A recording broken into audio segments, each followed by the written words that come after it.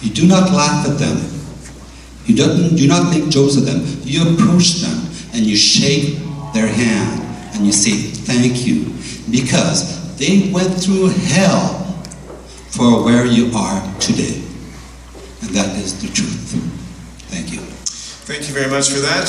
This will conclude this round, and what we're going to do now is move along to take questions from social media, from Twitter, and from the audience as well. Any questions are fair game, but they cannot be directed to a specific candidate, because we're going to continue with the randomness of choosing the candidate who will answer each question. Once the question is asked, we'll draw a candidate's name out of the basket to see who will answer that question. And if it's a real terrific question, I might ask all the candidates to answer. And a reminder that this section will also be timed, so you've got 2 minutes as well. So audience members, you'll see that there are a couple of mics on either side here.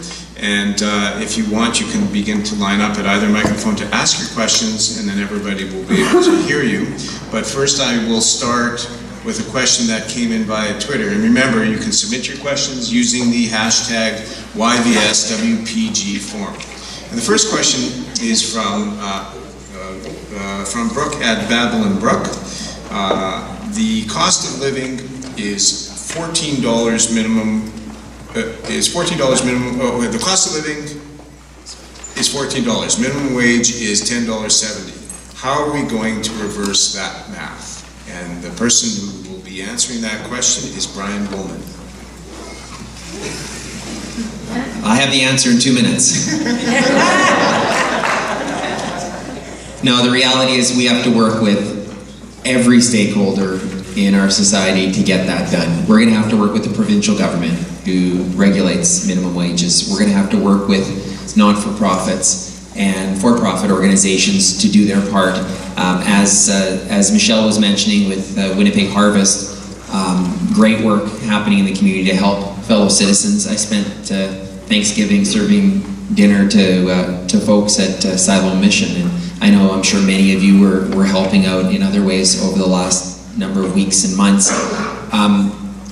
We have to obviously look at what the minimum wages are. That's the short answer. The other thing that we need to do is we need to create higher paying jobs. Right now, there's too many Winnipeggers that are, often we refer to them as the working poor. And it's because they're working 2-3 jobs just to make ends meet. And that shouldn't be good enough in our society. So my focus has been on real economic growth and really targeting efforts to help create higher paying jobs in the new economy. And so I want to create the creative campus in the Exchange, Innovation Alley. I really want to do whatever I can to support the efforts of the higher paying jobs that we need more of.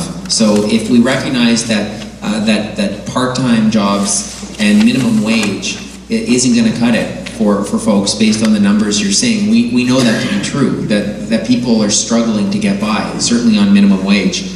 Let's focus our energies on creating higher paying jobs that can really grow people out of poverty and grow our economy at the same time. Okay, thank you very much for that, Brian. The next question comes from H.Robs at H_Robs.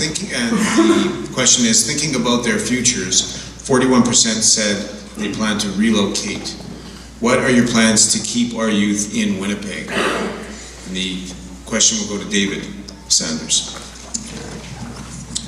I'm glad I've had this question, because I don't accept the notion that everybody who's born here, who grows up here, has to stay here. Certainly as a parent, I would like my children to be able to do whatever it is that they want, to go wherever they want, to make their contribution to the world in whatever way they want. And therefore it's important that we have a place which is a good place to raise families, and we do for most of us, not all of us. I'd like to change that. And that we be happy to see people go abroad for school, for occupations, maybe for the rest of their lives, and to return here, because they do as well. But I don't accept the notion that somehow we need to build a fence around Manitoba and somehow keep you all here. Now, we do need to make sure that you have choices, and that therefore we want to ensure that there are good job opportunities in all types of industry, all types of occupation, all types of the arts and culture, and academic pursuits, so that there is choice to stay here if you wish, but certainly wish you well if you wish to go elsewhere. And that's my view of the matter, and therefore I'm quite happy with how we are doing, except for those who wish to stay here and can't find work, and that's where we have to deal with things such as student employment, co-op programs, small business assistance, things like the living wage, which is an estimate of the cost of the wages to live outside of poverty by the Canadian Centre for Policy Alternatives, and which I would endorse, and the City of Winnipeg can be a model employer, and we don't have to ask for anybody's approval to do that.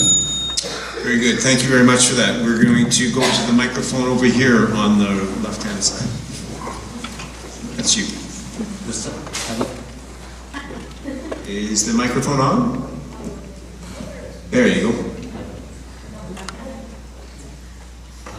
Hello. There, Hello. that's your... Hey, what's up, mayors? I just want to actually just start by saying thank you to the Winnipeg Foundation and all of the young people, and give them a round of applause for all the work they've done.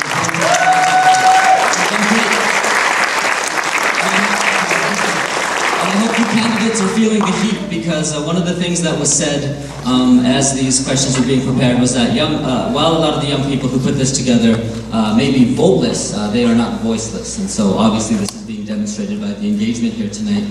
And I really want to be specific, because I'm hearing a lot of general things that you guys are talking about today. You're speaking very generally, talking about, oh, I made this campaign promise before and this campaign promise before, and here's the story from the past, and I volunteer at Winnipeg Harvest, and all of these things.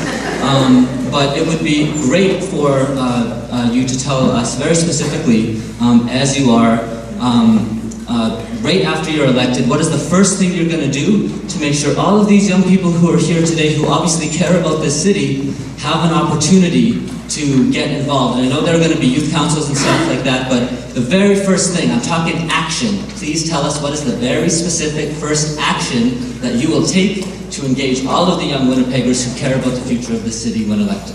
Excellent question, and that question is right.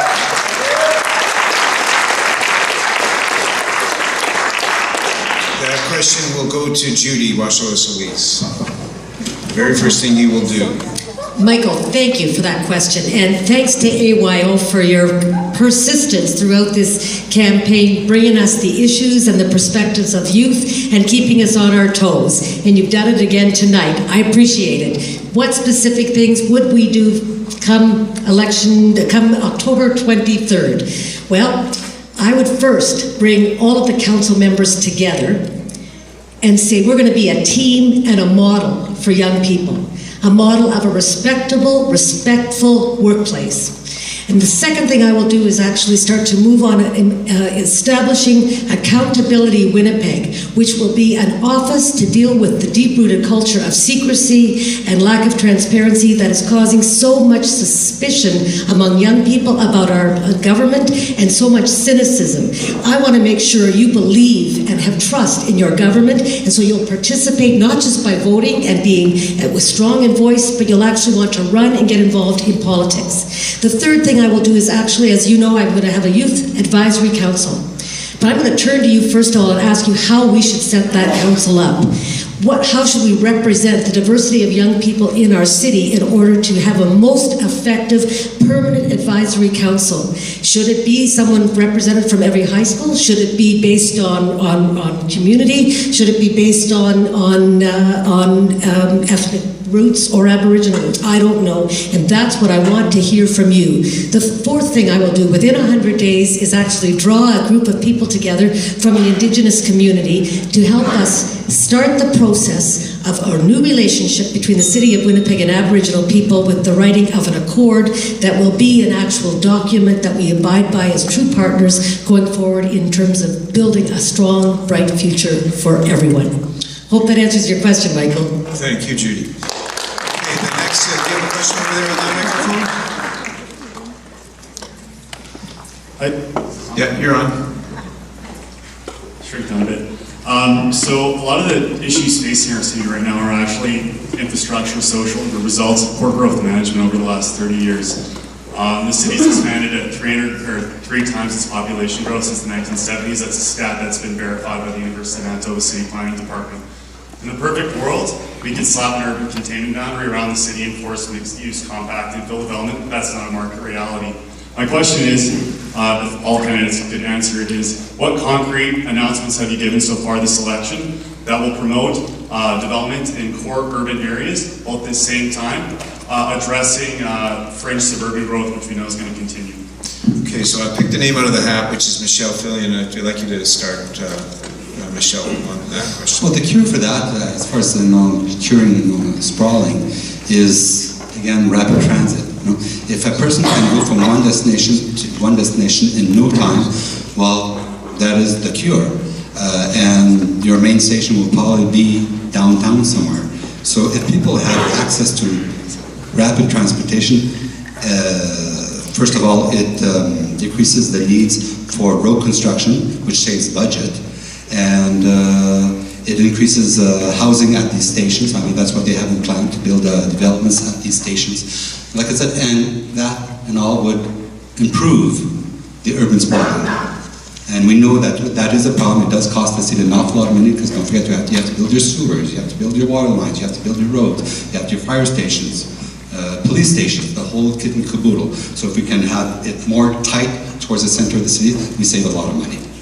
Thanks. Okay, we're going to move it along. I'm going to question from Twitter, and then I will go to the microphone over here for Brittany Hobson at BHOBS22, or Brittany Hobbs 22. With the majority of youth residing in Osborne or downtown, what will be done to provide affordable housing in those areas? Paula.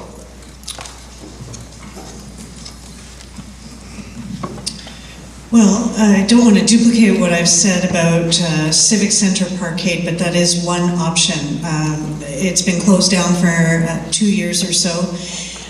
There's a significant lack of parking for Red River College students. One of the things I proposed is the redevelopment of the parkade into, and that isn't necessarily done by the city, that can be done as a public-private partnership, where we would have a parkade. You could have up to 12 stories, I believe, now as it's zoned, so you could go higher with some variances and have affordable housing, perhaps for students. You could have a main floor commercial strip, and you could have some retail shops. There's a lack of a grocery store in the area. There are a lot of students who live there. And I have proposed at the Red River College debate, I mentioned that a student rate for parking that is affordable would be something really suitable in that area.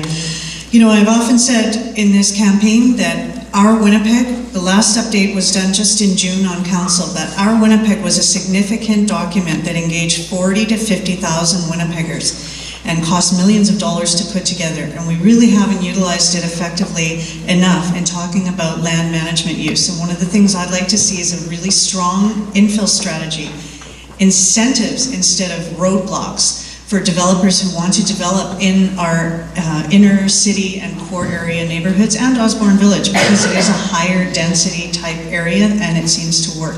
Every opportunity that exists for redevelopment of spaces is essential. And I think we need to put limits with developers too, particularly on heritage buildings. 2 years, you can't develop it, your variance or whatever change City Hall has made is canceled and you need to come back.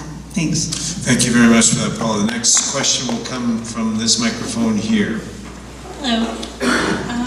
Okay, so one of the concerns that emerged was the high cost of living and its relation to difficulties achieving independence. I think Mr. Sanders touched on that a little bit.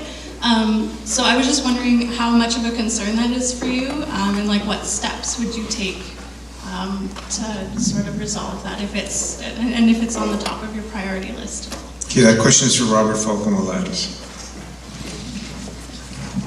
So the first topic of priority for me actually in the city is actually putting in place a child-friendly city policy, which is based on a UNICEF model to ensure that every bylaw and policy is looked at through the eyes of our children and our young people. Now, the high cost of living, this is actually due to the pyramid, or a pyramid scheme I like to refer sometimes in public-private, of a lot of the newcomers who are coming here.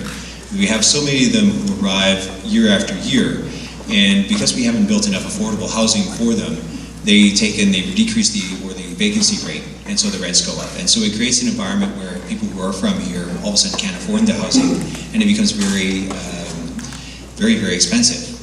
Now the city hasn't done the appropriate work in trying to have inclusionary zoning in the city and trying to force developers, if they're going to be building new suburbs or even in the inner city or downtown neighborhoods, actually trying to have more types of affordable housing.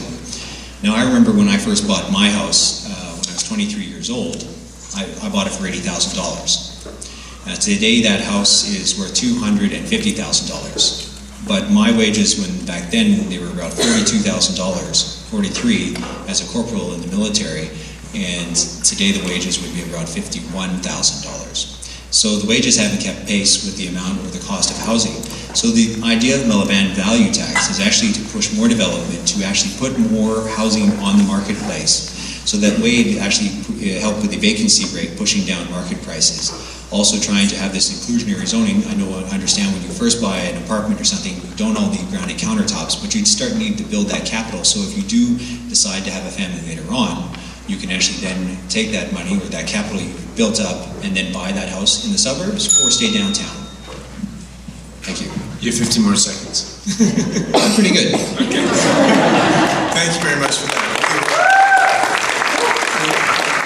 Continue with more questions from the audience as well as more questions from Twitter. This is the Youth Vital Signs Mayoral Candidates Forum, and I'd like to, when you ask a question, I will pick the name of the candidate who will answer it. So you have a question on that microphone there. Things a little on the short side. It was mentioned earlier in the evening that there's a perceived lack of transparency at City Hall, that many youth have become disillusioned with the goings-on at City Hall. For any of the candidates, is there a specific plan you would have if elected to help fix that, and by so doing maybe help get some more young people involved in the political process? Okay, the name I've chosen is Brian Bowman to answer that question. Great question. My first two policy announcements were on openness and transparency. I've been spending the greater part of the last 15 years acting as an access to information lawyer, and so I advise governments and organizations and individuals trying to get information out of governments how they can be more open and transparent. I'd like to have less audits in my term as mayor. I'd like to have no audits. But I mean, the types of audits that we've been seeing are terrible, and they're embarrassing for the city of Winnipeg. And one of the ways that we can prevent the things that we're reading about in those audits is by having greater openness and transparency. The other reason isn't just let's prevent scandal. It's also let's promote good ideas. And you're going to get good ideas flowing when Winnipeggers are genuinely allowed into their city hall. It's our city hall. We should be allowed in. We should know what's going on so that we can hold elected officials to better account. We can come up with efficiencies and good ideas. And that's that the government is there to serve all of us, not itself. And so I would encourage you to check out my website, bowmanforwinnipeg.ca. Look for the open government announcement as well as open data. Open data is a whole other topic on how we get information out there to allow entrepreneurs to commercialize that data, to come up with cool apps, and to create the next generation of business ideas and jobs that we need so much in our economy. Openness and transparency is one of the number one issues that Winnipeggers desperately need at City Hall to change. And if we vote for more of the same, we're going to get more of the same. That's why I put my name on the ballot, is because I was frustrated seeing what we were getting from City Hall, and I want to do something about it. And that's why I put my name on the ballot, to give you and everyone else greater openness and transparency. Not just talk about it, but deliver it. Thanks. Thanks very much for that answer. The next question will go from this microphone here. Thank you. There's been a lot of conversation about things we'd like to see change or see different. What's something that you don't want to see changed, or something that you think is working very well currently in the city? That question is for Paula Habexbeck. I guess it's a good question.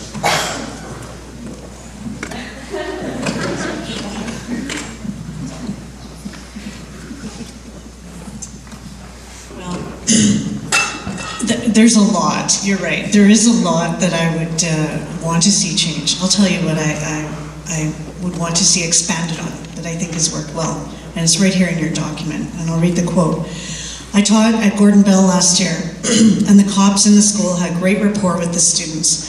That was really good to see. I think we're headed in the right direction. We just got to keep going. And one of the things I pushed hard for is school resource officers. They create great relationships in schools. It's not about having armed police officers in school. We have to get away from that notion. For some young people, this is the most positive role model. I sat with the school resource officer just last Friday at a cold tuxedo, and I heard about the number of fights and gangs that she had broken up that week. I sat with another one at Tech Voc who told me about 7 lockdowns last week. 7 real lockdowns. This is a program I have pushed for hard. We still don't have it in Louis Riel School Division. We just got it in Assiniboia St. James last year, and the other one is Transcona Springfield School Divisions. We still don't have them there. Those schools still have the same drug problems, they still have the same bullying and cyberbullying, and I think that it's a great program. I visited Calgary, I looked at the Calgary model. They have had 36 years of success with this program, finding missing kids, finding young people, avoiding some of the bigger issues that could be. I never want to see what happened in Connecticut happen here. Never, and I will continue to push for that. So that is one good thing we have going on at City Hall. Thank you. Thank you very much for that answer, Paul. Next question is from that microphone over there. Hi. I work on Osborne, and I've noticed that there's a very serious drug problem with the homeless people that are around there, to the point where I've gotten in physical altercations with them, and they've physically abused my staff as well. So what can be done to make Osborne a safer area in that sense? Okay, that question will go to Robert Falcon-Willett.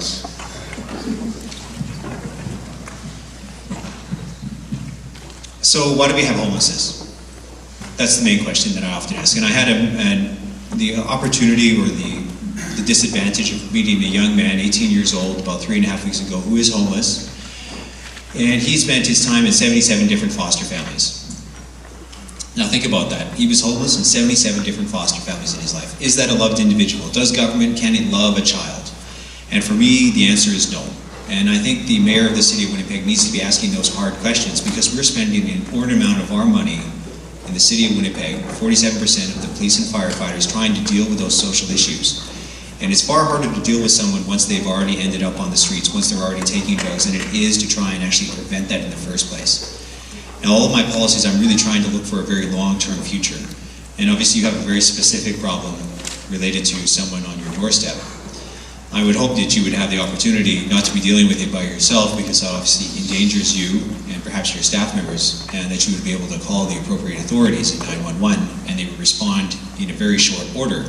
Now, I know sometimes they've had issues with that in the past, and sometimes if you call too often they might not respond enough. But at the end of the day, there needs to be a level of accountability. And these are the types of things that I want to be talking about to ensure that in the military, I had the opportunity to understand what accountability means. If someone makes some mistakes, you try and correct it. It's not to make sure this makes someone feel bad. It's because if you have failure, continual failure, it leads to death in the military. In civic government, it leads to cost overruns. But it also leads to issues where it makes your business less successful. And so in this case, what I would be asking the police is, show me exactly what you're doing and how you're actually improving the situation. Thank you very much for that answer. Next question will be from this microphone over here. Hi. Candidate Bowman was asked a question earlier about ethnic discrimination, and he answered with a focus on Métis and Aboriginal communities, which is extremely important. You can't really underestimate or overestimate the amount of importance that's put on that. But I was just wondering if you have any concrete plans to reduce discrimination between non-Aboriginal ethnic minorities in the city, especially newcoming families, so that they don't feel as much discrimination as they have in the past, and also so they don't develop stereotypes about the Aboriginal communities as well. So if you have any concrete plans to reduce ethnic discrimination. Okay, that question is for Judy. Concrete plans to reduce discrimination in this city. Thanks for the question. It's a very important one and not easy to answer, but will come from organizations like I mentioned earlier, AYO and IRCOM, the Immigration and Refugee Organization that works closely with families who are new to Winnipeg and struggling with bias and stereotypes and obstacles to furthering their pursuit of meaningful lives here in Winnipeg. The city has to be a model of inclusivity. It has to, in fact, in every aspect of its dealings with the public, ensure that there is a place for newcomers, as well as the Aboriginal community, to voice their concerns and to be a part of the advisory councils that we've talked about, whether it's youth, whether it's business, whether it's about planning for the future of the city.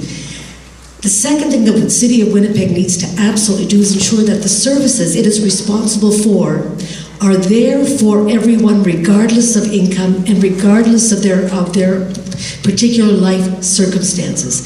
Those services are access and affordable access to transportation, including bus service, rapid transit, and active transportation.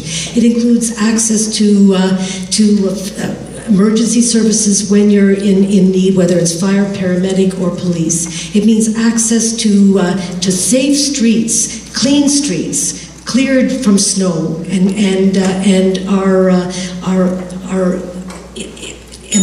is done on the basis of every neighborhood, not selective neighborhoods. So universally, our city is seen as safe and welcoming and inclusive for everyone. Thank you, Judy. The next question is from Twitter, from Bailey Hildebrand. At times I don't feel safe walking in St. James after dark. How can safety and security be improved all over Winnipeg? And that is for Michelle. All over Winnipeg? Yeah. Well, for myself, I mean, I live downtown, and pretty much that is what I see. Because when you live downtown, you don't need to go to St. James, you don't need to go to St. Vital, everything's right there. The only thing that we need actually is a grocery store. But to increase security throughout the whole city, I've been saying that all the time, is through our police force, through basically walking the beat, is that a police officer would approach or knock at a house, "Hi, I'm Frank. I will be your police officer for the next month. Do you have any concerns in your family? Do you have any concerns in your neighborhood? Let's fix this together." If we team up these ideas throughout the neighborhood, we will be able to have a solution. And second of all, is also to support the Block by Block program, which is a program through the provincial government and through the affiliation of the neighborhoods with the police station. And for me as mayor is to follow that program to make sure that it comes to completion, so that we can see the ins and outs of the program to see if we need to improve something. But the thing is, we have to have it complete. Thanks. Thank you very much for that, Michelle. The next question will come from that microphone there, please. Hi, pardon me. As a 10-year former resident of downtown, up to a couple months ago, I wasn't able to get a cup of coffee at 8 o'clock in the evening in the Exchange District.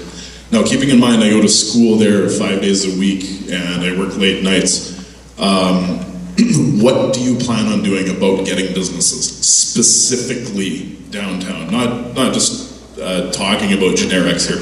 What do you plan on doing to get businesses and people to move downtown into the Exchange District? That question is for David Saunders. Well, referring to the Exchange District in particular, this is already an important area for smaller businesses who have low expense margins, if you will, and for whom obviously a studio space may also include residential space. We have to work very carefully with zoning controls and bylaws to make this possible and make it safe and make it up to standard, up to code, but reasonable cost. With respect to the attracting of businesses, the most important thing is to work with those who are already there, who have a reason for being there, and support them, whether it's through the biz zone activities for promotion, whether it's citywide festivals and so on, which are financed, which bring people down, and also through improving public transit within the downtown to make it easier for people who live and work downtown to move about downtown to get to our sites. I think this last one is a particularly important thing which we need to do, which will make a big difference for downtown. Okay, thank you for that answer. Next question is from this microphone here. Hi. So I like Winnipeg. I think it's a pretty exciting time to be a young person in Winnipeg. Specifically as an artist, we have this really cool, very quickly growing arts community in Winnipeg, and I would like to elect a mayor who is excited about it as I am. And so my question is pretty simple, is what are you guys planning to do to support the arts community in Winnipeg? And the question is for Judy. What would you do to support the arts community in this city? Sorry, I didn't catch that. What would you do to support the arts community in this city?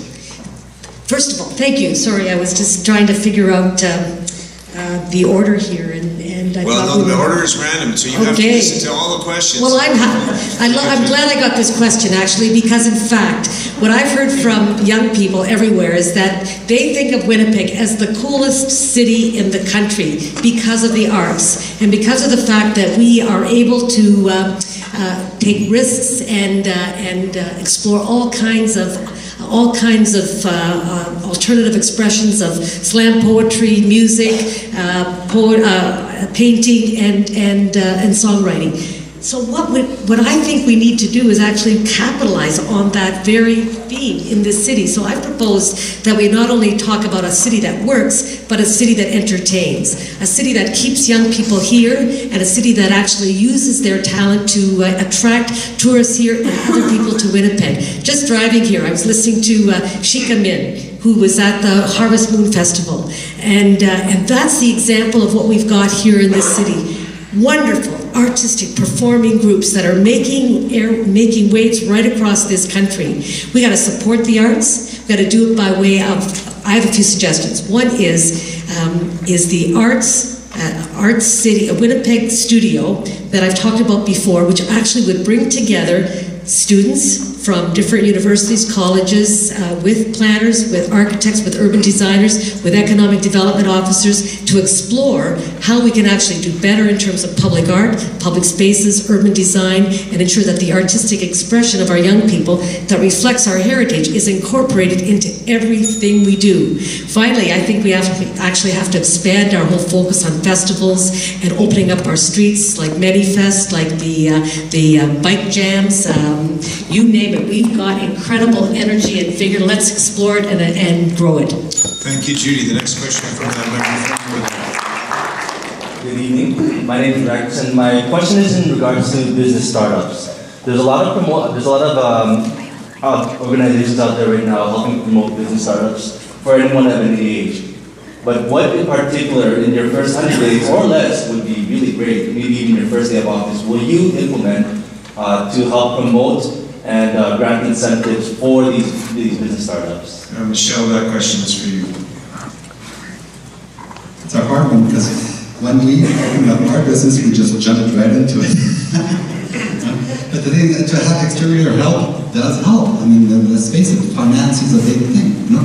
I mean, you approach your parents, you approach anyone else, knows that you have something to start with. Because let's face it, young people today just don't have the money. You know? As what the civic government can do, the first thing would be locations. You know, to have locations that are affordable to open up a business, and I think we can help in that. If we need land, we have land. We could sell it at a low market cost. You know, that would help. And also, we can maybe think about subsidization towards rents, you know, commercial rents, in order, let's say, for the period of 3 months or 6 months, so that a person actually has a chance to start. Excellent. Thank you very much for that. Michelle, next question from over this microphone over here. Go ahead and speak loudly, please. Thank you. Bonjour, Miigwech, Egose. The youth, as you can see in Manila, in the community, I mentor youth every day. And that's the key. This is your future. Okay? This is your future. Every day in my job, I monitor youth from Saskatchewan to Manitoba to Ontario. I continue on my travels. Some of you in the panel know exactly where I come from. Some of you know exactly my life. I lived on the streets for a time. By the way, this is the first time I ever got up to the podium to speak. But anyway, I'm here. I developed programs in the downtown city of Winnipeg. I was called from Lethbridge, Alberta, in order to come to the city of Winnipeg, develop programs to handle the panhandling problem in the downtown area. That program is called Change for the Better. I am the change for the better. And the question I developed the downtown laws. I developed many other programs for the downtown area and for the Winnipeg Police. Those programs are not effective today. Why? Okay, so the question is, why aren't those programs effective today? And that's for Robert Falk on the left.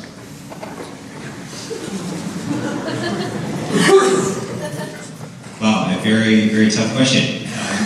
Very specific.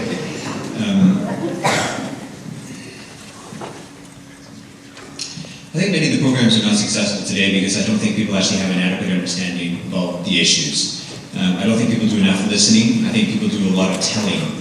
I think when we come up with policies and positions all the time, instead of actually listening to someone, we come along and we say, this is what you should be doing. We see this to many different communities, whether it's in social housing with poor people, whether it's with Aboriginal peoples or newcomers. We say, this is what we think the solution is going to be for you and your family. But have you actually spent the time to actually talk about what we think we should be doing? And often the question, often it's no. Specifically to why those programs aren't working, with the, I guess, the youth people, youth? Albert, is that yes?